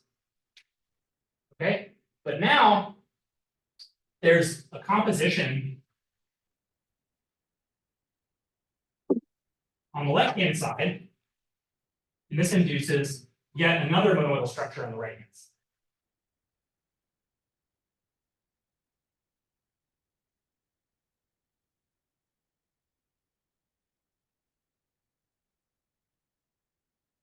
Okay, and it's this time it's going to be unitable, but not symmetric.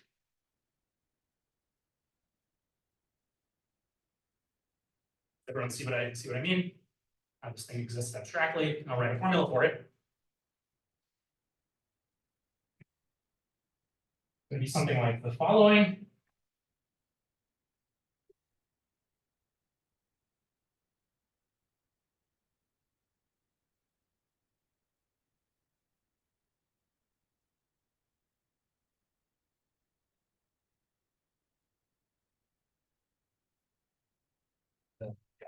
Right?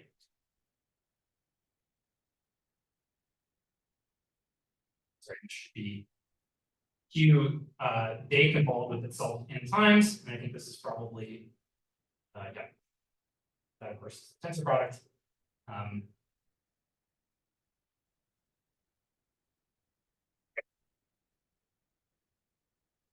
It's confusing because actually, so this is the symmetric sequence I get by day convolving Q with itself n times. Here I'm saying just level-wise tensor product that thing with this object of S. Okay, and then the symmetric group is going to act on that by permutation here and here. And I take covariance for that, and then I sum over all possible. So it's some complicated looking expression. Unwinding this definition, I mean, or in ordinary categories, people take this as a definition, but what's the initial reference of this? Great question. Because corridors of Bloom say it, but they don't say it. But I mean, this business about symmetric sequencing stuff, yeah, they don't, well, they don't, I don't think they write this one in particular, although they write pretty close to it, but. One categorical version, Peter May has lots of writings on this. Yeah. I don't think he ever says that this is the precedent. No, I don't think you said it that way. And gets it from the universal property. The formula side I understand. Yeah, for this observation, right, I mean, the competition product probably was, you know, I don't know, I mean, I'm guessing Peter May and these guys like had something like this in mind, but they just didn't want to, they were afraid to write it or something. They usually like you have a map of symmetric sequences.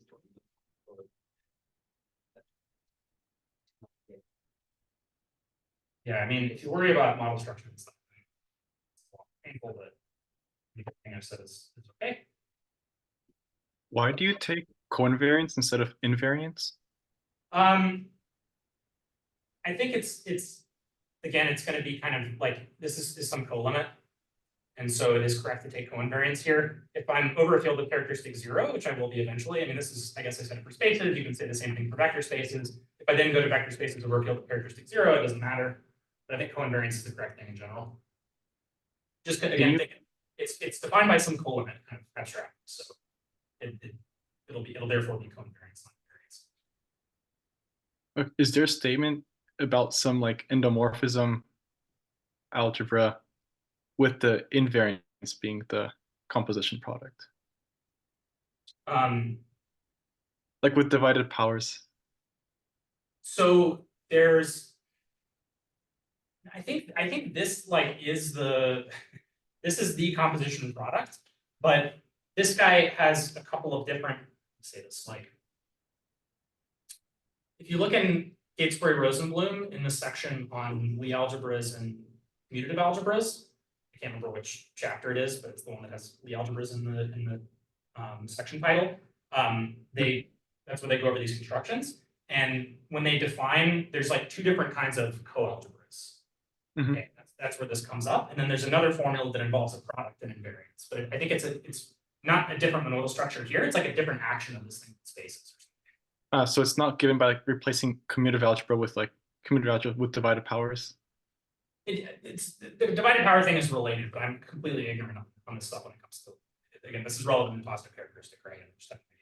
Right. That's why I asked. Okay, It's not like thanks. something like that, but yeah, I'm not.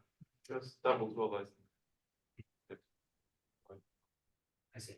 Yeah. All right, so This is where we start to see things like Fourier identity. almost there. Okay. So just a moment. So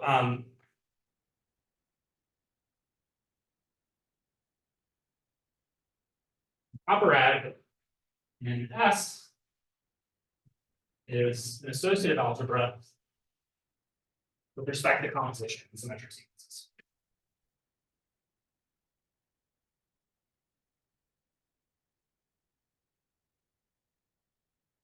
And again, this is a particular variant of operads. These things are going to classify kind of non-unital algebras for the various flavors of algebras. You can also do a unital variant. The main thing that's different there is sigma will allow the empty set, right? So earlier. So now, if C is one of these non-unital symmetric monoidal categories, compatible with colimits, okay, then I can identify this thing with the functor category. Sorry, commutative algebras. Okay, same category here. I'm not going to keep writing it. From symmetric sequences into C, right? Taking this with the day convolution here. This is the universal property that I wrote before. And so therefore, this thing is acted on by symmetric sequences, the monoidal category with respect to composition.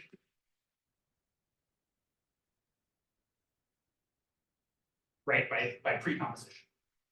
Okay, this is a very abstract construction. Again, I can write a formula similar to that one. I think it's worth doing, so let's go ahead and make that.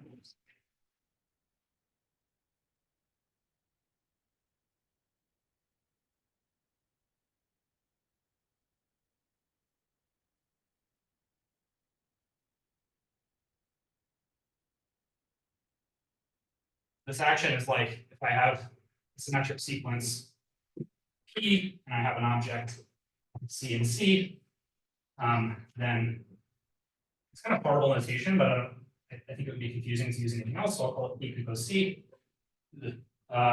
This is this.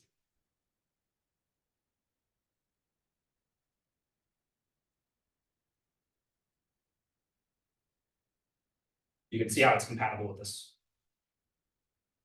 monoidal structure. All right. Okay, and then finally we come to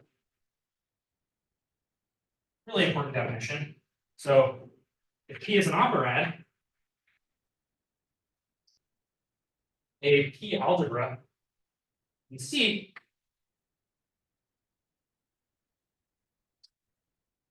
is this is where you do this weird terminological inversion, is a P module in C, just like a composition.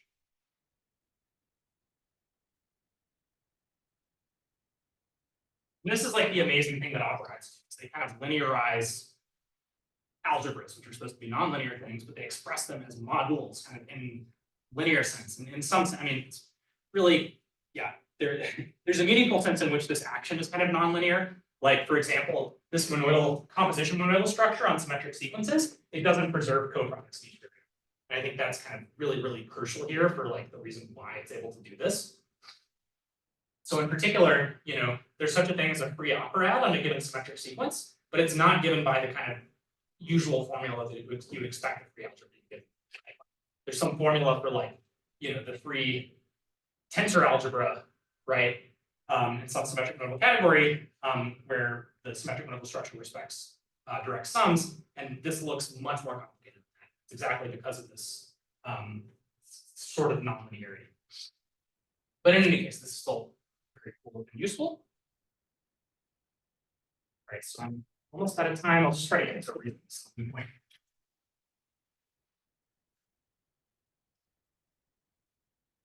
Maybe I'll try to at least define.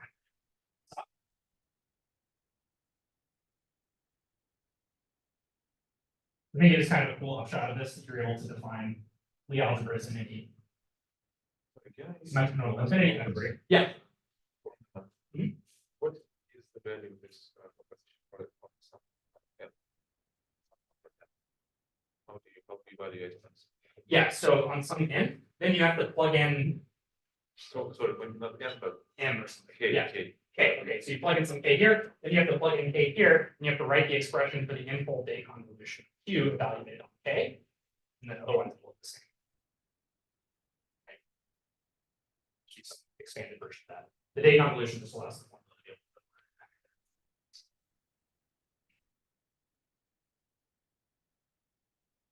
to. Okay, so let's do examples. We have this Stokes, and I guess I defined it in either as a natural operad structure.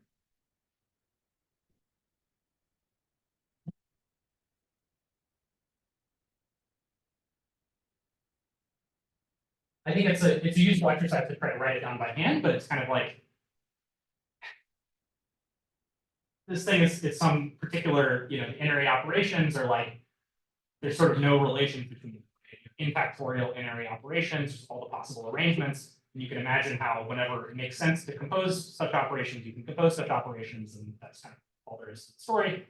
That's what it means to write down the operad structure, is to give the composition of these n-ary operations a little bit combinatorially annoying. Okay.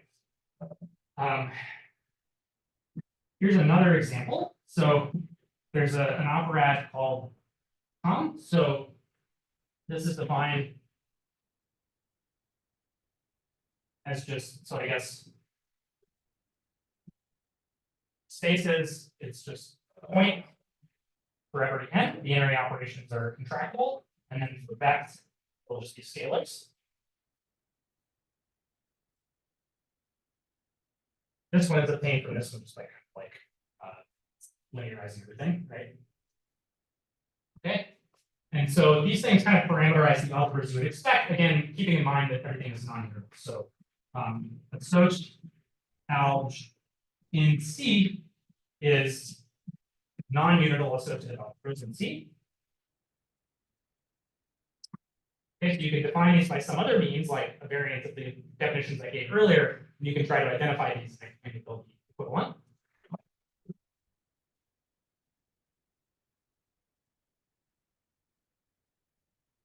I mean, C itself can be non-unital here.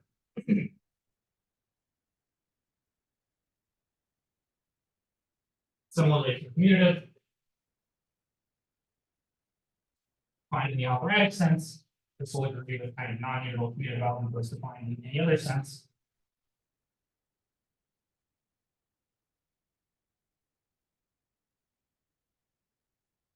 Okay, and then finally, we do the Lie operator and all stuff. We'll have to be value for Elkanon stock, I guess. So let's assume K has characteristic 0. So we'll define an operad. I'll kind of sketch. Construction of this operad Lie can be defined in a couple of ways.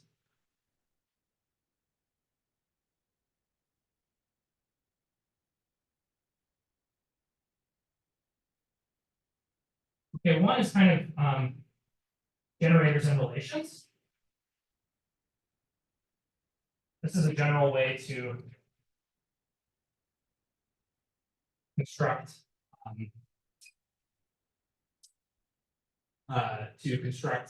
operads, right? So something I was saying out loud a moment ago, there's a forgetful functor from operads to symmetric sequences. And so here, by the way, we're taking, it's very important that we take S to effect, right? Because the Lie operad is linear by nature, right? The Jacobi identity and anti-symmetry involve addition. So we had better be in the world of effect. It doesn't make any sense in spaces, right? We try to do something in spectra or whatever, but you definitely need to be linear. So let's be over to characters 0 to make it easy. So there's a forgetful functor from operads to symmetric sequences, which is just forget the operand structure. Okay, and I claim this has a left adjoint.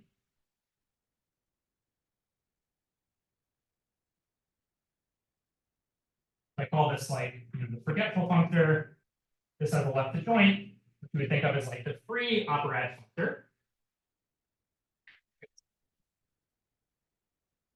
But as I was saying a moment ago, you have to be very careful because you might be laboring under the illusion that free algebras always have kind of a simple, given by a simple formula, because that's the case for most of the ones you encounter in life, but it's definitely not the case here.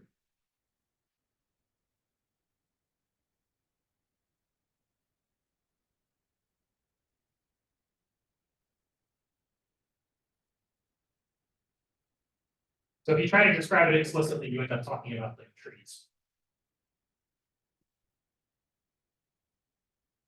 But the reason it doesn't have a simple expression of the form, you expect something like, sorry, plus. You expect like this kind of stuff, but the reason it doesn't have such a simple expression is because, as I said before, the composition product on symmetric sequences does not preserve co-products. It doesn't preserve directions in each variable, and so that's exactly the kind of property that allows you to write simple formulas for free algebras. So again, you end up with something summing over all trees or something like that. And again, I should have mentioned at the beginning, Ginsburg Kapranov is going to let me reference for the stuff representation degree at least. All right, so finally, here's a definition. And again, it's like definitely a sketch because I haven't really fleshed out exactly what this would mean, but hopefully it's at least evocative. So Lie is the operad generated by a single binary operation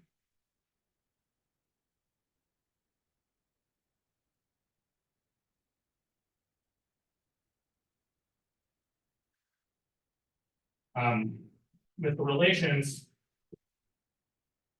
So you have to think a little bit about what it means to impose relations in this context, but can be done. The relations of course, anti-symmetry and Jacobi identity.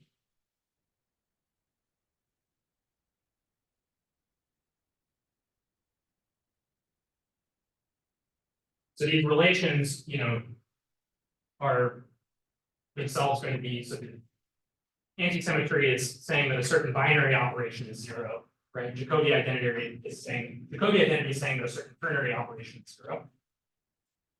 So it's generated by a binary operation, and then you have one binary relation and one ternary relation. So this gives some presentation. And so the benefit of this definition is that it's immediately obvious that it produces like the correct notion of the algebra that you actually want when you talk about algebras for this thing, right? Because algebras for this operad will exactly be, objects with a binary operation. So this will make sense in any symmetric nomenclature category. You'll be able to talk about Lie algebras. They'll have a binary operation, and they'll satisfy anti-symmetry and the Jacobi identity up to coherence. In particular, like in an ordinary K-linear category, you'll get the classical notion of the algebra.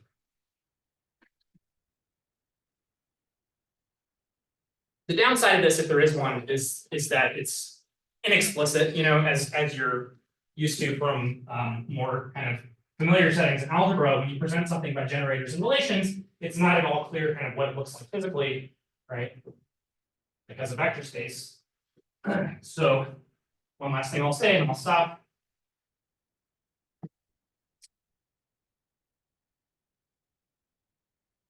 I think this is the approach that Ginsburg took on. Well, this is the way they actually define Lie, although I think they do prove that it's given by generators and relations like this as well. So you can single out the in-array operations for the Lie operad inside of the free Lie algebra on n generators. And it's going to be spanned by bracket expressions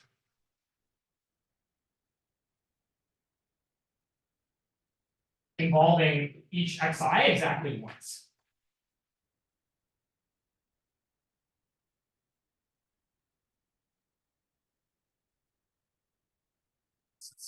Much more explicit. So literally what that means is x1, x2, x3 plus x2, x3, x1 plus x3 with x1, x2 is 0 kind of thing. Essentially. Expressions of that form, we're just taking the Yeah, so it'll be like non-associative algebra on the xi and then subjecting them to the antisymmetry. Antisymmetry and Jacobi identity. Yeah, and then you're exactly picking out those expressions involving each xi exactly once. Okay. So it's a subset inside of there. Okay. Okay, or subspace. Okay, and then a couple of things that you can prove. So again, check out Ginsburg and Caprano for this kind of stuff. The dimension of the in-array operations, and again, this is something that's completely non-obvious from this perspective, certainly. Here it's like you just have to do a little bit of combinatorics. So it's n-1 factorial. And you can even give an explicit expression for the in-array operations as a sigma n representation, at least if the ground field is algebraically closed. So in that case, the in-array operations look as follows. It's the induced representation from Z mod n to sigma n of kind of, I don't know what you call it, I guess this here is a primitive inferior unity. So the generator Z mod n is acting by zeta. Obviously, this is a bit uncanonical, right? This expression, and then here Z mod n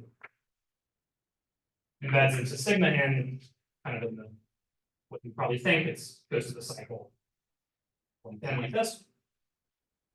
So it turns out that this representation doesn't actually depend on the choice of zeta. This does give an expression for it as a sigma n representation. So if you kind of contemplate this, it looks very reasonable. This is proof. And in these terms, the operand structure is pretty easy to see. It's given by some substitutions. Right? You can imagine these are some bracket expressions involving a bunch of xi's. Right? They'll be whenever it's possible to do substitution, you can do substitution. All right, I guess I should stop there. So the rest of the talk was supposed to be explaining there's a certain, first of all, you can talk about, let me just kind of say a few words and then hopefully I'll kind of elaborate a little bit in this talk, but you can talk about co-operads, okay, which are going to be co-associative co-algebras in symmetric sequences. And that's just, you know, I talk about associative algebras, but you can equally well talk about co-associative co-algebras just by putting ops everywhere, just reversing all the arrows. And then there's this operation of Koszul duality, which is a certain, or maybe it's better to call it bar co-bar duality, which is a certain adjunction between operads and co-operads. Okay. And it has the feature that it induces an adjunction between, if I have, maybe I can just write these things because it's really a shame to not get to this. Sorry, I know. Sketchy. Sorry. Again, there's going to be this operation junction between operads and co-operads. Usually denoted something like check or It's like the enhanced bar complex or something like that. And it's gonna have the feature that it'll induce an adjunction between algebras in some symmetric nodal category and co-algebras for kind of the dual co-operad. Okay, and then it's a big theorem of Ginsburg and Kronov that the dual of the Lie operad or Koszul dual or the bar bar complex, enhanced bar complex of these things, so it's going to be a co-operad, is the operatic suspension or suspension of the co-commutative operand. And so this operatic suspension is just an operation that basically it has the characterizing property that giving a coalgebra for this operatic suspension is the same as giving a co-commutative coalgebra structure on the suspension of the underlying object. So at the end of the day, this gives us a relationship, formal relationship between Lie algebras and co-commutative coalgebras, allows us to pass back and forth between them using this like abstract nonsense, and it'll in particular allow you to extract the Lie algebra structure on the tangent space of a group. Yeah, hopefully I'll say a little bit about that also.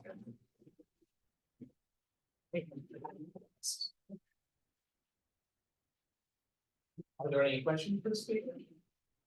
Okay, you have to also head off, Justin, probably home, so. All right, well, let's thank the speaker one last time and thank you everyone. Is everybody?